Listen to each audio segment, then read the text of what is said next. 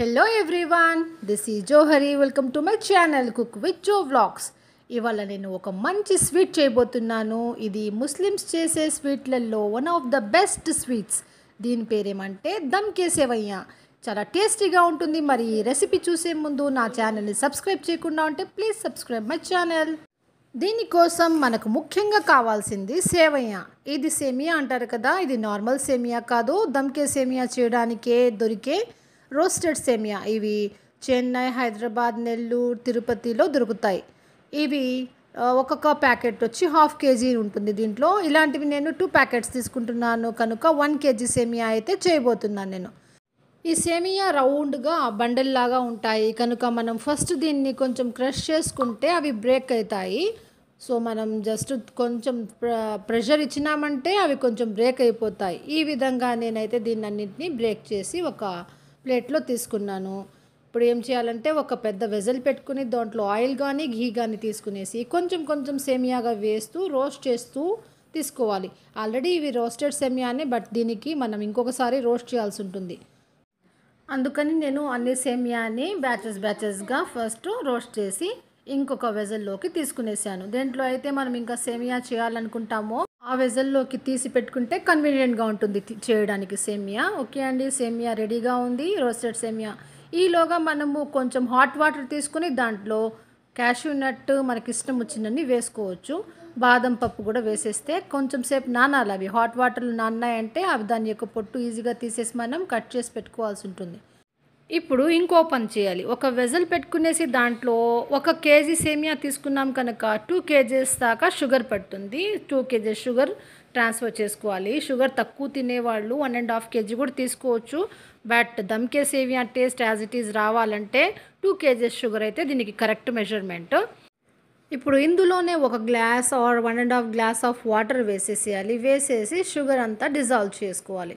ఇందులోనే కొంచెం food colour కూడా యాడ్ చేసుకుంటే ఆరెంజ్ ఫుడ్ కలర్ చాలా బ్యూటిఫుల్ కలర్ ఉంటుంది సేమియాది. మనం దీనికోసం సాఫ్రాన్ స్ట్రాండ్స్ కూడా యూస్ చేసుకోవచ్చు. కుంకుమ పువ్వు అంటారు కదా, అది కూడా వేసుకోవచ్చు. నెక్స్ట్ ఇందులోనే ఒక 4 నుంచి 5 యాలకులు ఉంటాయి కదా, గ్రీన్ కార్డమమ్స్, అది కొంచెం క్రష్ చేసి వేసేసినాను. ఈలోగా మనం బాదం పప్పు అండ్ క్యాష్యూ నట్ బాగా నానిపోయినాయి హాట్ వాటర్లో. వాటి యొక్క తొక్కు తీసేసి నేను సన్నగా కట్ చేసి పెట్టుకుంటున్నాను. ఇవి డ్రై ఫ్రూట్స్ మన ఇష్టం ఎన్నైనా వేసుకోవచ్చు. పిస్తాషియో కూడా వేసుకోవచ్చు. పిస్తా పప్పు నేను వేయట్లా, ఎందుకంటే నేను ఈ క్యాష్యూ అండ్ బాదంతో పాటు దోసకాయ గింజలు ఇంకా వచ్చి చిరోంజి అంటారు కదా సారపప్పు అని, ఇవి రెండు కూడా టేస్టీగా ఉంటాయి వేయడం వల్ల. అవి వేస్తున్నాను కనుక నేను పిస్తా అవాయిడ్ చేశాను. ఇప్పుడు ఇందాక మనం స్టవ్ మీద పెట్టినాం కదా షుగర్ అండ్ వాటర్ కలిపి సిరప్ లాగా చేయడం కోసం, ఆ సిరప్ లేత తీగ పాకం, సింగిల్ తీగ పాకం వచ్చే వరకు మనం దాన్ని కొంచెం బాయిల్ చేసుకునేసేయాలి.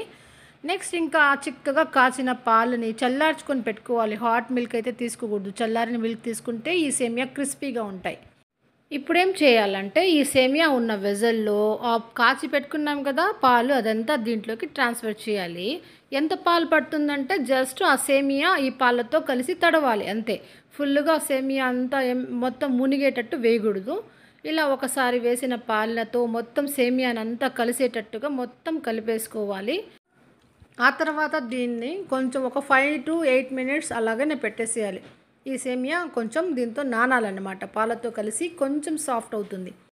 5 minutes తర్వాత ఇప్పుడు మనం కాచి పెట్టుకున్నాం కదా షుగర్ సిరప్, ఆ షుగర్ సిరప్ని పోస్తూ ఆ సేమియా అంతా కలిపేసుకోవాలి. ఇది ఎట్లా అంటే కొంచెం కొంచెం వేస్తూ కలిపేసుకోవాలి. మొత్తం ఒకేసారి వేస్తే మనం ఎక్కువ కలపాల్సి వస్తుంది, మళ్ళీ అది మరీ హల్వా లాగా అయిపోతుంది. అందుకని కొంచెం కొంచెం సిరప్ పోస్తూ సేమియా అంతా కలిసేటట్టు కలుపుతూ మనము వేసుకుంటూ ఉండాలి. తగినంత సిరప్ మనం చేసిన ఆ సిరప్ అంతా సరిపోతుంది, దీనికి ఏం మిగలదు.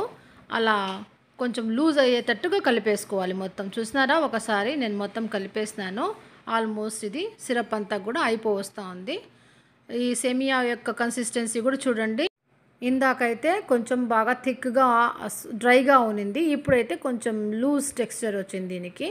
ఈ విధంగా రావాలి. ఈ విధంగా వచ్చినాక మనం స్టవ్ ఆన్ చేసేసి ఇప్పుడు స్టవ్ మీద పెట్టేసేయాలి. ఒక 10 minutes పడుతుంది. ఈ సేమియా సిరప్ అండ్ సేమియా అబ్జార్బ్ చేసుకునేసి థిక్గా మారుతుంది. అప్పుడే మన దమ్కే సేమియా ఇంకా ఫైనల్ స్టేజ్కి వచ్చిందనమాట. ఇప్పుడు ఏం చేయాలంటే కోవా ఉంటుంది కదా, స్వీట్ కోవా, పాలకోవా, అది తీసుకొని దాన్నంతా బాగా బ్రేక్ చేసుకునేసి పౌడర్ లాగా దానిలో లాస్ట్లో యాడ్ చేసేసేయాలి. ఇది వేయడం వల్ల దమ్కే సేమియా యొక్క టేస్ట్ అయితే డబుల్ అయిపోతుంది. ఇది ఖచ్చితంగా యాడ్ చేయండి మీరు కోవా అయితే. సో ఇంకా నేను కోవా కూడా యాడ్ చేసేసి ఇంకా ఫైనల్ టచ్అప్ దాన్ని ఒకసారి మొత్తం కలిపేస్తాను నేను.